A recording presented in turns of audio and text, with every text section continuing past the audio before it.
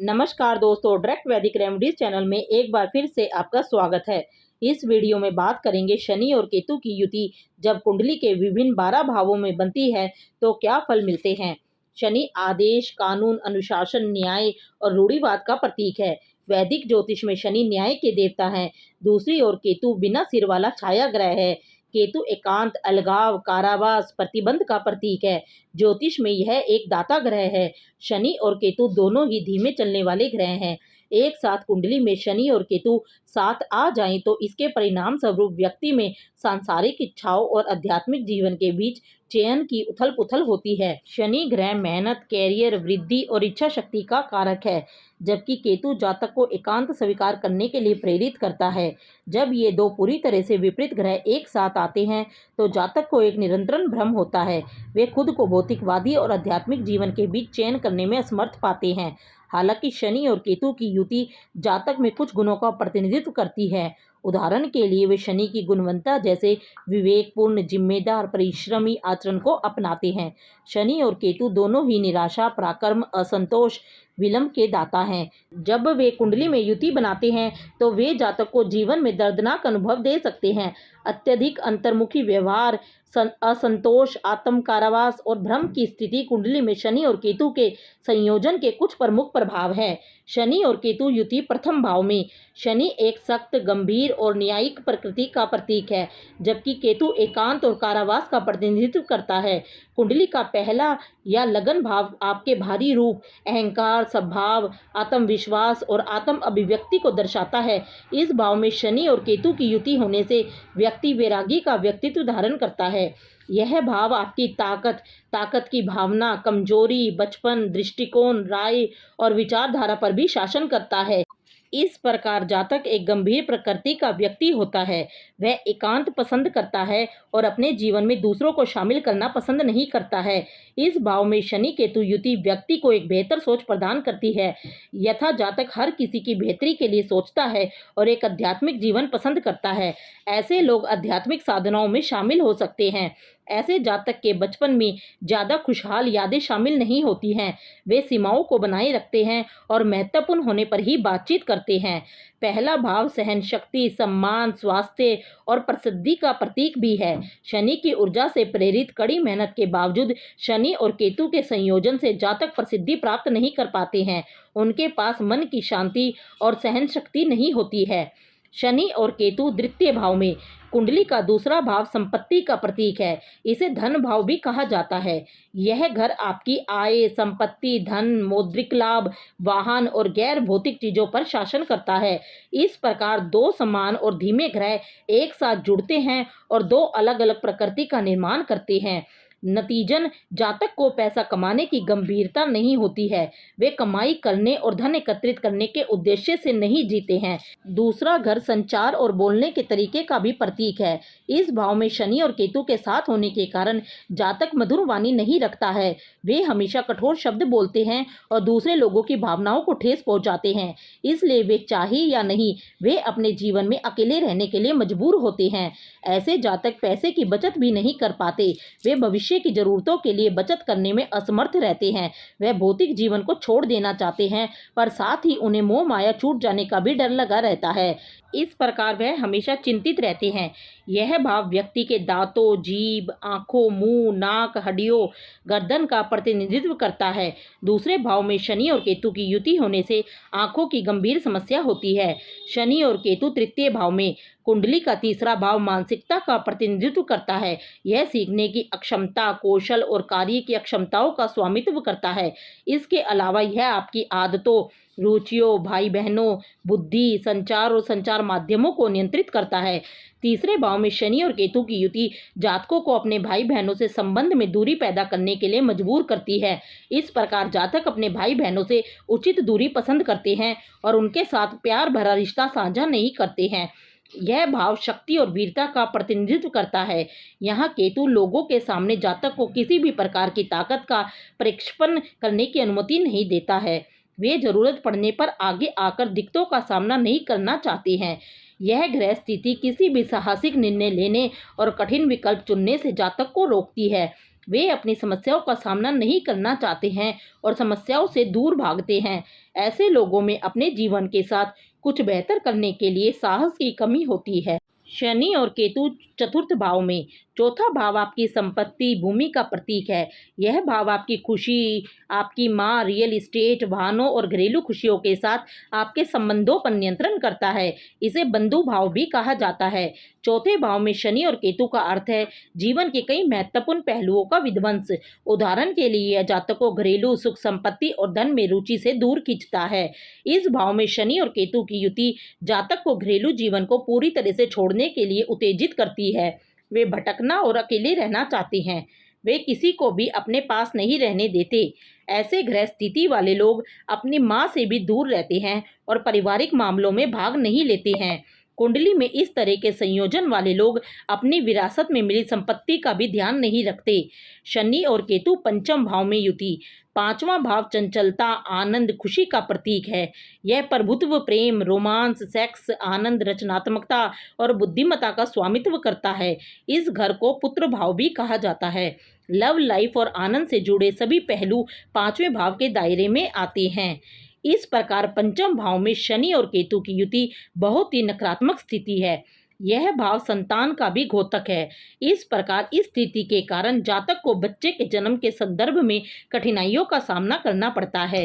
वे शनि के कारण संतान के संदर्भ में अत्यधिक विलंब का अनुभव कर सकते हैं, जबकि केतु उन्हें सांसारिक मोह को छोड़ने के लिए उत्तेजित कर सकता है। शनि और केतु की युति के कारण व्यक्ति को मस्तिष्क के विकास में देरी का अनुभव हो सकता है। इसके अतिरिक्त व्यक्ति हृदय रोगों, पेट दर्द और पीठ जैसी बीमारियों से पीड़ित हो सकता है। शनि और केतु छठे भाव में। छठा भाव स्वास्थ्य, कल्याण, दैनिक दिनचर्या, ऋण, शत्रु का प्रतीक होता है। इस भाव को आरी भाव भी कहा जाता है। यहाँ आरी का अर्थ है शत्रु। यह भाव कठिनाइयों, बाधाओं पर भी शासन करता है। केतु छिपी हुई चीजों को भी दर्शाता है, जबकि शनि वृद्धि का घोतक है। इसलिए छठे भाव में यह संयोजन समय के साथ जातक के दुश्मनों की संख्या को बढ़ाता है। वे जो कुछ भी कर सकते हैं उसमें वे बहुत तेजी से दुश्मन बना सकते हैं।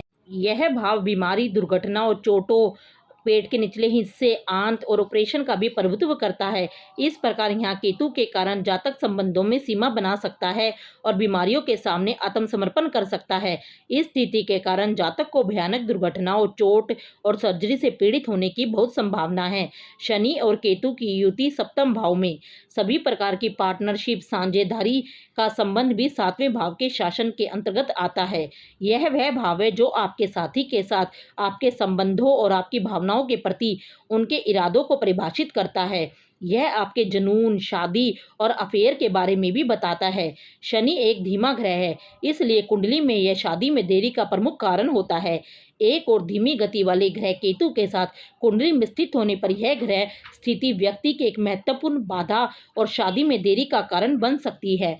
सातवें भाव में शनि और केतु की युति आपके साथी के साथ आपके रिश्ते को खराब कर सकती है और मित्रता को तेजी से बर्बाद कर सकती है। इस तरह के ग्रहों के संयोजन वाले जातक किसी भी साथी के साथ फलदायक उद्यम करने में विफल हो जाते हैं।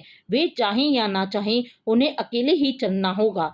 विशेष रूप से कैरियर में भी वे कभी भी लोगों के साथ जीत नहीं पाते हैं, उन्हें अकेले संघर्ष करना पड़ता है। शनि और केतु अष्टम भाव में। आपकी मृत्यु, दीर्घायु और अचानक हुई घटनाएं अष्टम भाव को परिभाषित करती हैं। इस भाव को रद्र भाव भी कहा जाता है। अचानक लाभ, लॉटरी, अचानक नुकसान जैसी घटनाएं भी आठवें भाव का एक हिस्सा है। यह रहस्यों, खोजों और परिवर्तन का भाव भी है। ज्योतिष शास्त्र के अनुसार अष्टम भाव में शनि और केतु की युति सबसे घातक स्थिति है। यह अचानक मौत या लाइलाज बीमारी का कारण हो सकती है। इससे दुर्घटनाएं और गंभीर चोटें भी लग सकती हैं।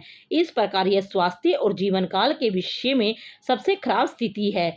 यह भाव विरासत में मिली संपत्ति के लाभ को भी दर्शाता है। हालांकि केतु परित्याग को प्रोत्साहित करता है और लाभ को त्यागता है। इस प्रकार जातक लाभ को स्वीकार या उसकी सराहना नहीं करेगा। इस ग्रह संयोग के कारण जातक को जीवन के साथ बाधाओं, बीमारी और संघर्ष का सामना करना पड़ेगा। शनि और केतु नवम भाव में। नवम भाव सच्चाई, सिद्धांतों, अच्छे कार्यों के प्रति झुकाव, दान का प्रतिनिधित्व करता है। इसे धर्म भाव के नाम से भी जाना जाता है। यह घर आपकी शिक्षा, नैतिकता, उच्च अध्ययन, धार्मिक झुकाव को नियंत्रित करता है। यहाँ शनि और केतु की युति जातक के अपने पिता के साथ संबंध को खराब करती है। यह उन्हें अपने पिता को त्यागने और धार्मिक परंपराओं, पूजा को आगे बढ़ाने के लिए प्रेरित करता है। यह ग्रह संयोजन के कारण जातक अपनी सभी जिम्मेदारियों से दूर भागता है और आध्यात्मिक शिक्षा का मार्ग अपनाता है।